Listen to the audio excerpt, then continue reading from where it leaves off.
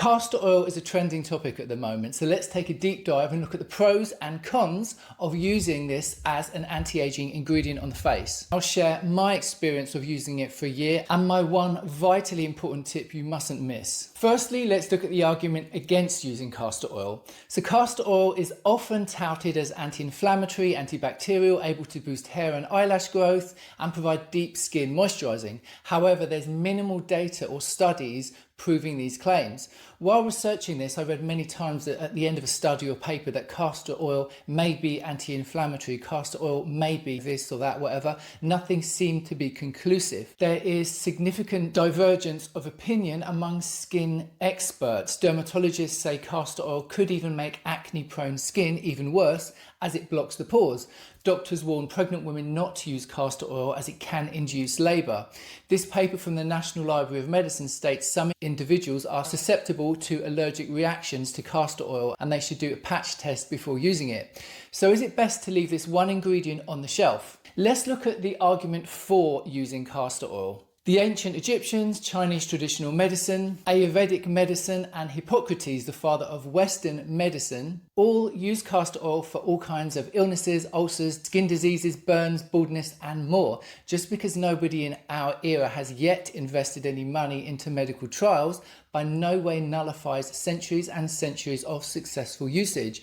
There are some studies like this one where they found castor oil bean leaf stopped viruses from replicating, and this study confirms castor oil is antibacterial. Although there haven't been enough studies to confirm many of these claims yet, manufacturers of products like lotions, lip balms, nappy rash creams and makeup have been using castor oil in their products for decades to promote hydration because they know it works. It's also stable and does not turn rancid unless subjected to excessive heat. The really interesting thing is that skincare products would use either humectant to attract moisture to the skin, like hyaluronic acid, and or an emollient to form a barrier to trap the moisture in the skin and stop it evaporating, like lanolin. Castor oil is both, so you get a 2-in-1. It does this as it's rich in fatty acids, so we can see straight away how it would be great for inflamed dry skin, dermatitis or eczema, and boosting skin moisture would also provide an anti-aging effect by reducing the appearance of fine lines and wrinkles. My 1-year test with castor oil. So I replaced my nightly moisturiser with castor oil 1 year ago. I bought this on Amazon for around £15. It's organic, it comes in a brown glass jar, so it protects the oil from light.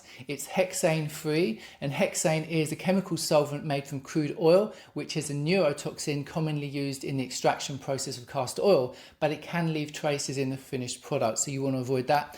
And the other important thing to look for is that it's cold pressed, which means heat is not used, which can kill off the antioxidants and the natural nutrients which you're looking for. From a practical perspective, it's extremely thick and doesn't really absorb into your skin straight away, so you can't really apply this in the morning or day as your face would just look too greasy and oily unless you're not going to leave the house.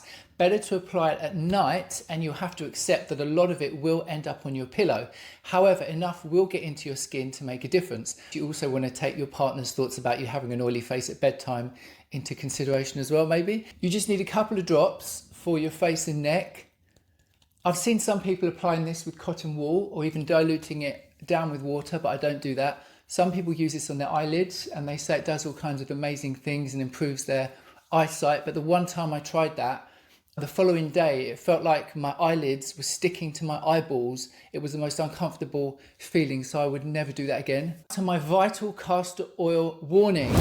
So when you apply this at night, the next day, before you put on your sunscreen, you have to completely remove the castor oil because any type of oil will degrade your sunscreen. And unfortunately, I found this out through experience. If you apply an SPF 50 over the top of castor oil, in a couple of hours, you'll have SPF 10 and you'll probably end up getting sunburnt. And to completely remove the castor oil, you're probably going to need an oil-based cleanser. So this is called DHC, and I've been using this for quite a long time. This will remove sunscreen as well. You may even need to double cleanse, so use an oil-based cleanser, then a normal cleanser over the top to remove all traces of the oil before you put your sunscreen on. You probably don't want to try to put makeup over the top of castor oil because it's just going to slide off. Now let's look at the before and after photos. So there's a 1 year gap between these. So in the first pictures here, you can see castor oil doesn't really do anything for those dynamic smile lines around my eyes. I wasn't really expecting it to. The second picture, I do feel my skin looks fresher and has a more kind of youthful glow. It's difficult to capture this in a photograph. I can see in real life that my skin does look better. I feel my skin clearly looks smoother, softer and more hydrated. Castor oil for me is much better than any other moisturizer I've ever used, and I'll definitely stick with it. It honestly is amazing. You have to get used to it being a little bit difficult to apply and remove, but it's worth it. If you use castor oil, please comment below. Let me know how it's going for you. Thanks for watching. If you've enjoyed this, please consider subscribing or giving me a thumbs up, and I'll see you next time.